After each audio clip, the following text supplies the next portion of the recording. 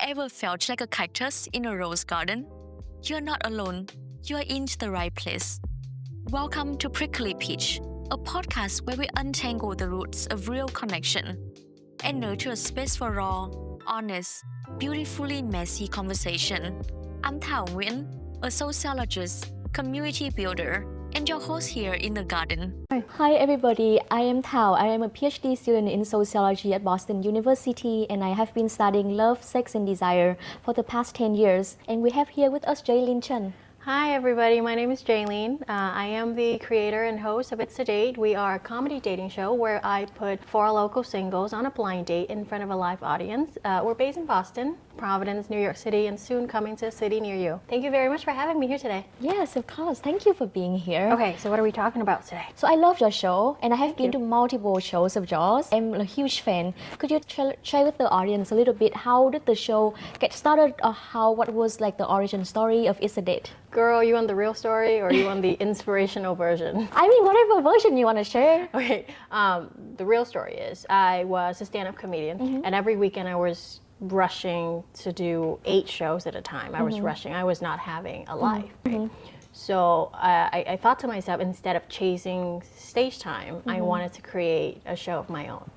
But how do I create something that is unique enough to compete with the 1,000 other local shows that are happening every single night in Boston? Then I noticed whenever I crowd work with people, for some reason they tend to feel very comfortable and at ease talking about their sex life, their dating life with me. Yeah. So I started, okay, maybe there's something here. I started I created a speed dating event using comedy and humor. We joke around to ease the anxiety for people coming into a speed dating event. And then I started with 35 people in Beacon Hill. That was going well, but I wanted more money. Yes, You know, we all want more money. I want more.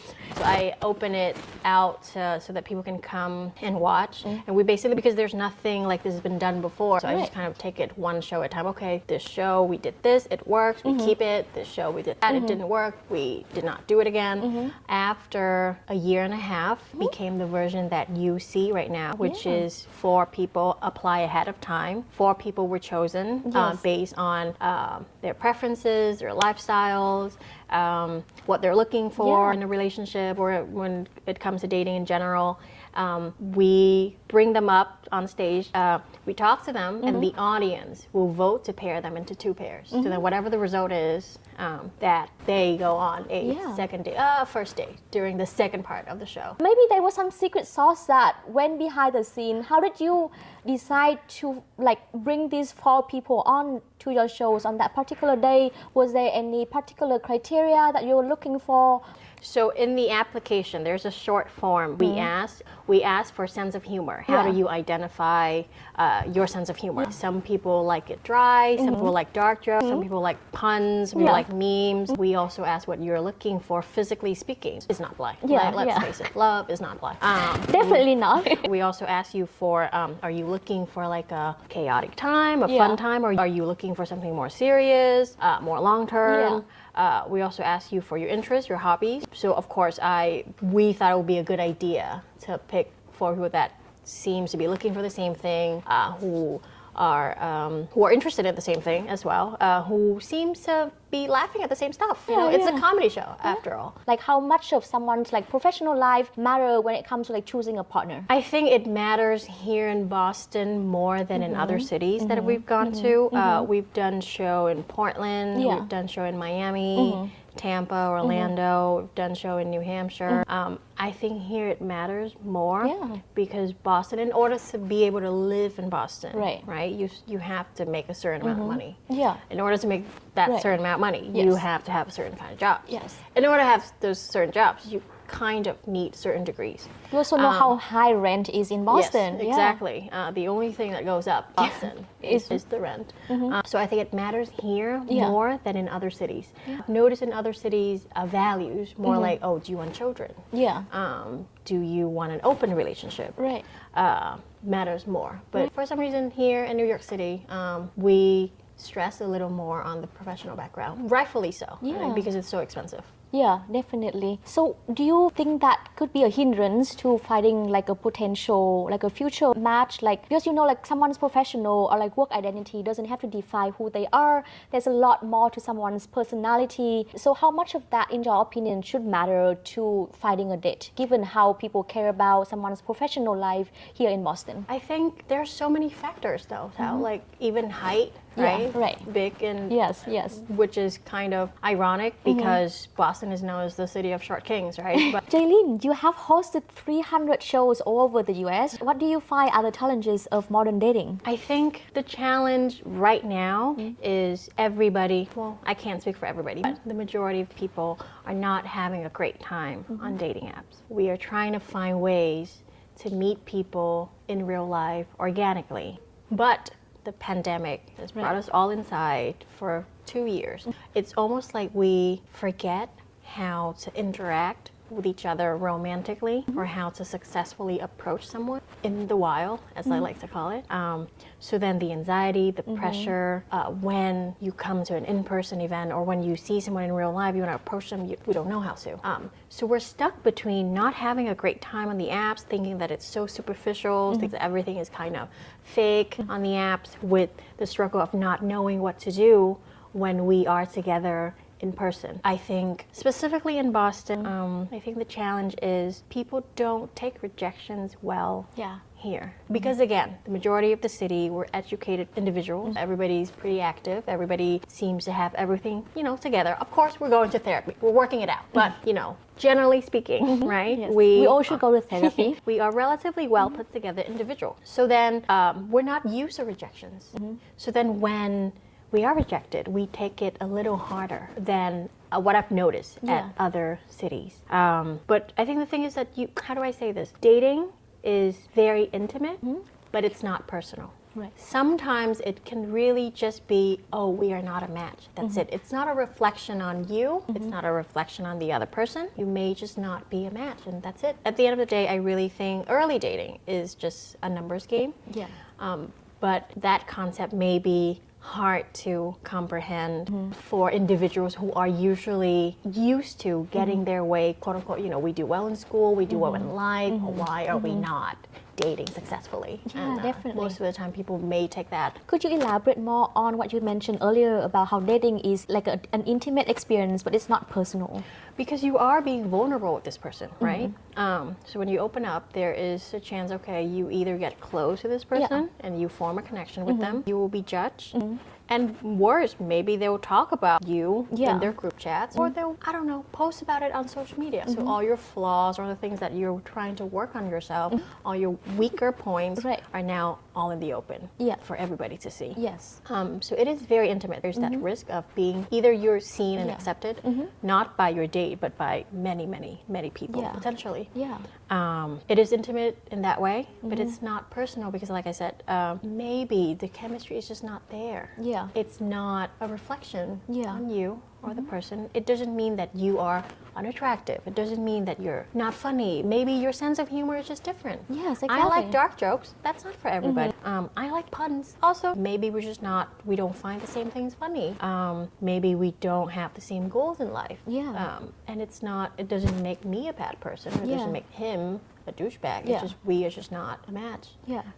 But unfortunately, a lot of times people take that as, no, that must mean I'm not good enough. Right. Yeah. So I think we tend to let our insecurities shine through. Yeah, definitely. Dating. I definitely think it's a numbers game. So like recently I was watching a podcast listening to Esther Perel where she said that there's this element of serendipity where you meet someone by chance and eventually you can meet someone who can match your humor.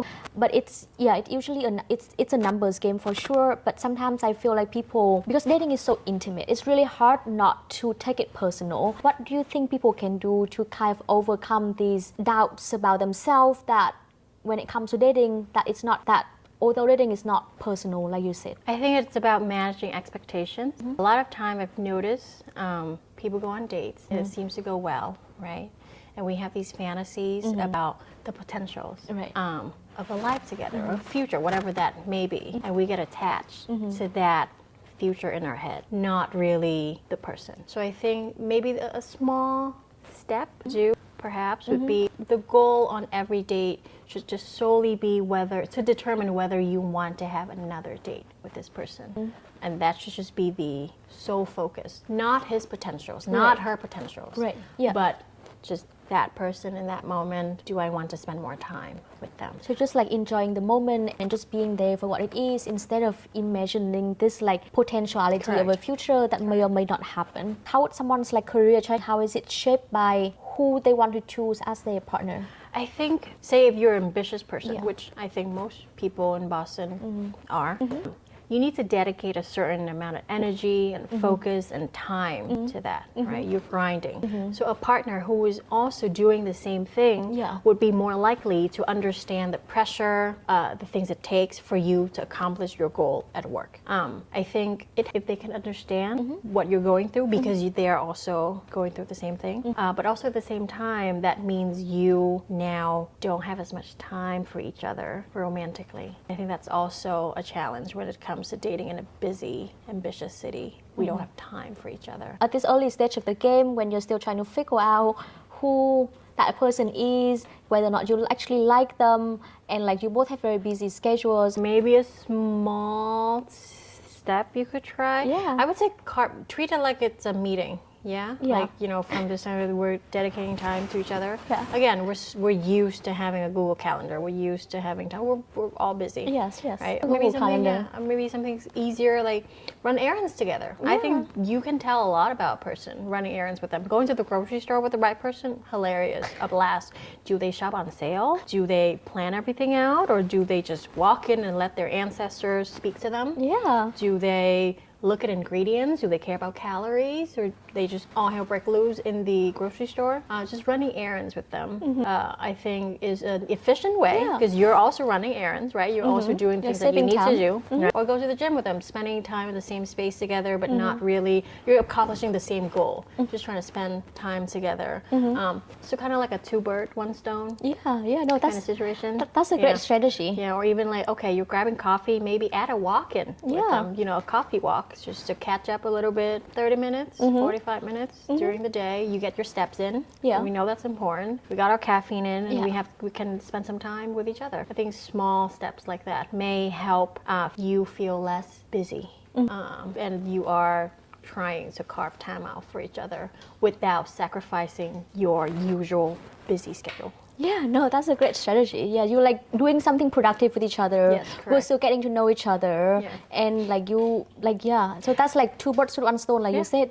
I think there really is a lot to know about a person doing mundane things together, because okay, let's say you are trying to get to know this person, right? What are they like day to day? What are they like when they're not on a date, on a proper date? I think it would be good to know the person outside of that romantic setting, how they live their life just day to day. Because say if you decide to be serious with them and committed with them long term, that is something you should know.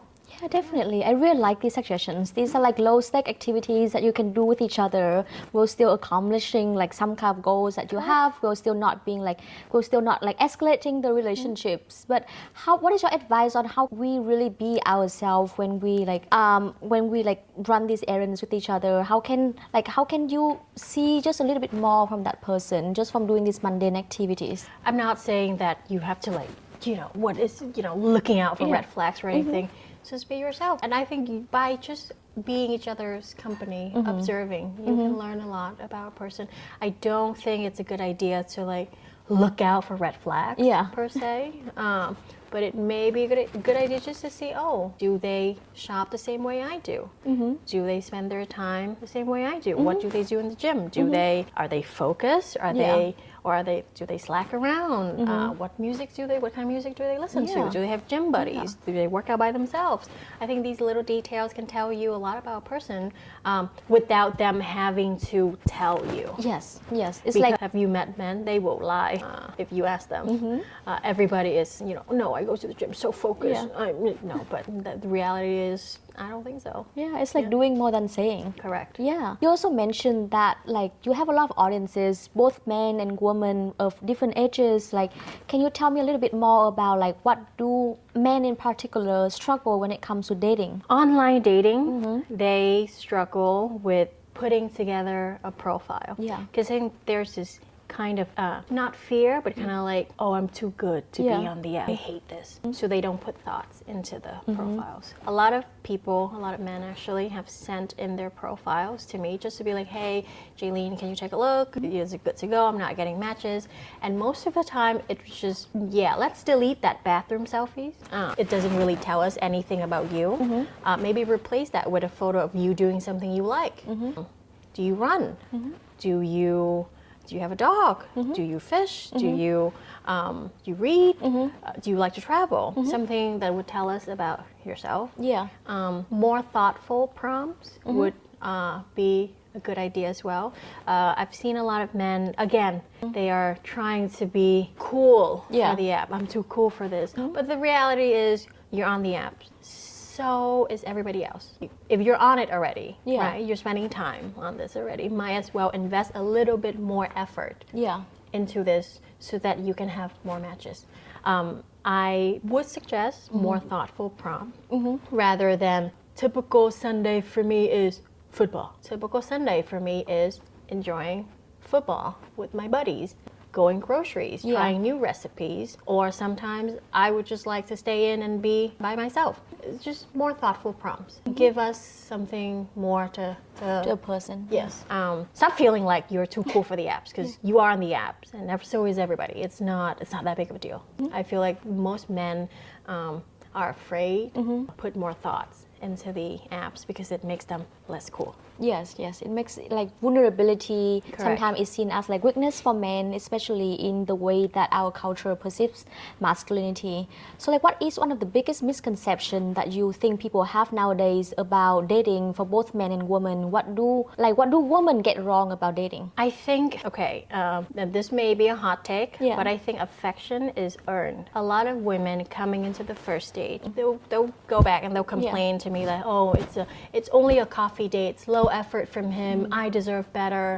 But here's the thing, he doesn't know you yet. At this point to him, you're only just a profile. Yeah. I understand, you're beautiful, you're talented, you're well put together, but reality is there are also probably thousands of other profiles who are also just as beautiful, just as talented, just as well put together. He doesn't know you yet. It's unfair to put all his energy, his money, his effort into you when, again, you haven't known each other.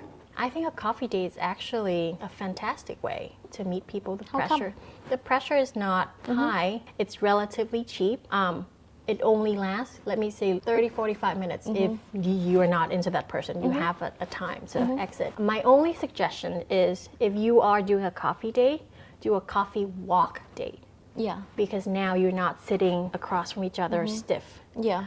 When you're walking, you have more chance to comment on the surroundings. Right. People watch together. Maybe you crack a joke. Yeah. People judging will bring two people so close. Nothing brings people closer than hating on the same person. People, you know? When you're walking, you have the opportunity to be a little physical with each other as well. You know, maybe like, oh, his hands is touching my hand a little bit. Or movements. It's easier to make a move, quote unquote, when you're moving. Yeah. It feels less stiff, but you also have an easy out. Oh, you know, we'll walk around the block, a park, whatever. Nice to meet you, bye. If you're not feeling the chemistry, so you're not stuck either. So I would say a coffee date, but my suggestion would be a coffee walking date. Yeah. And again, you get your steps in. Yeah, right.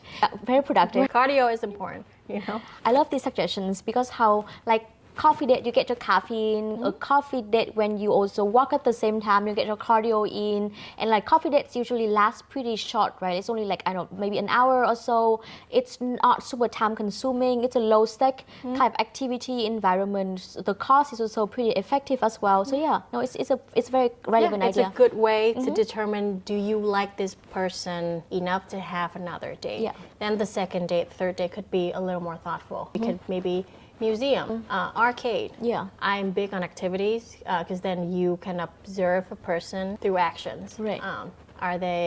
Do they read how do they behave in museum arts? Do they not care for it? Are they competitive if you're going to an arcade together? Are they a sore loser? Yeah. What kind of games do they like to gravitate towards?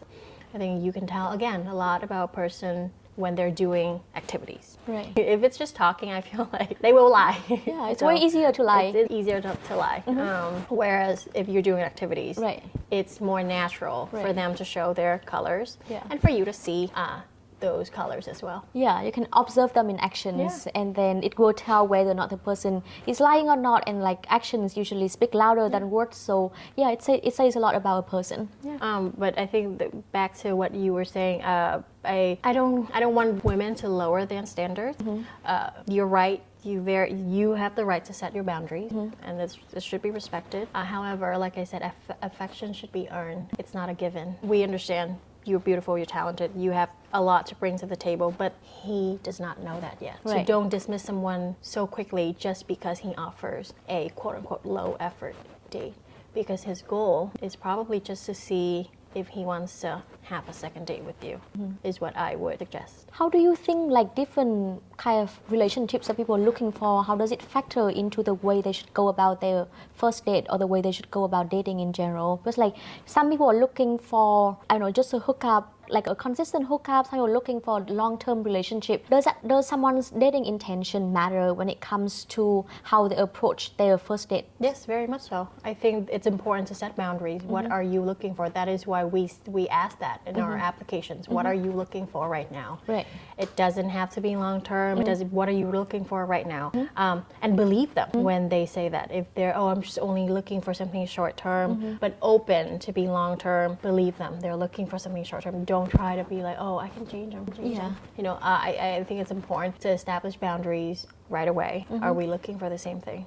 And when someone tells you, believe them. Yeah. Believe them. If they say that they're so busy with life right now, they can't dedicate time for a romantic relationship, it's not you. It really is them. Believe them when they say so. Because I find a lot of people have this, I can change them mindset. Right. For the right person. Yeah.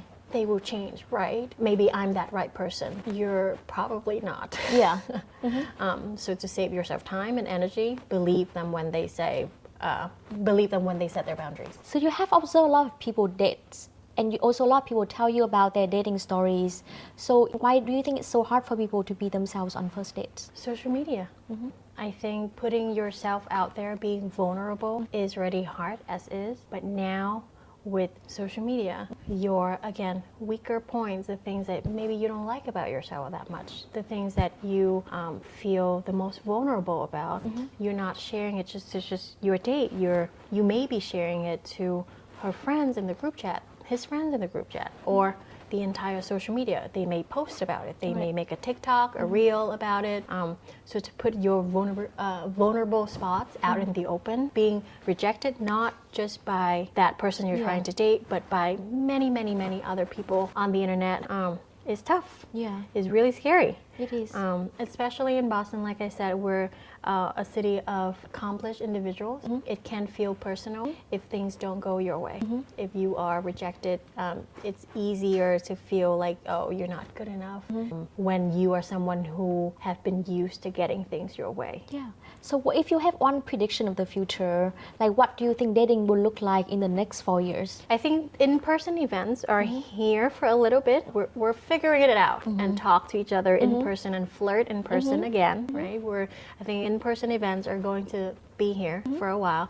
Dating apps are going to try and compete with that. I think dating apps are going to amp up on their algorithm. They're going to bring AI in. They're going to try and match you better. I think it's going to come down to like height, religion, dating intention, exactly physical type even, or maybe personality type. Algorithm is going to get way more accurate in the future because again, they're trying to compete with in-person events. That is my prediction. I think in-person events are here to stay for a little bit, for at least the next 2 or 3 years.